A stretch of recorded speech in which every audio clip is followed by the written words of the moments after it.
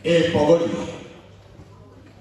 जहां शिरे दिने शोभा पाउଥିଲା ସେଦିନ ଖଣ୍ଡ ବିଖଣ୍ଡିତ ଓଡ଼ିଶା ଭୂଖଣ୍ଡର ଦଳିତ ନିଷ୍ପେଷିତ ଅଧିବାସୀମାନଙ୍କୁ ଏକଜୁଟ କରାଇ ବ୍ରିଟିଶ ଜାତି ଆଗରେ ଓଡ଼ିଶାର ଏକତ୍ରୀକରଣ ପାଇଁ ଦୃଢ଼ ଦାବି ଉପସ୍ଥାପନ କରାଇ ଚିରକାଳ ପାଇଁ ଅମ୍ଳାନ କୀର୍ତ୍ତି ରଖିଯାଇଛି।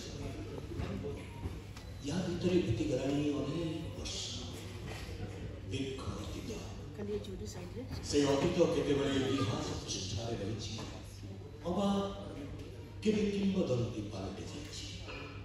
সেই ହିସାବ କାହା ହଁ କେବେ କେମିତି ସେଇ ଅତୀତ ଝାପସା ହେଇ ଉଠିଯାଏ ତା ଭିତରେ ଭାସିଯାଏ ଏମିତି କିଛି ଛବିଳ କଥା।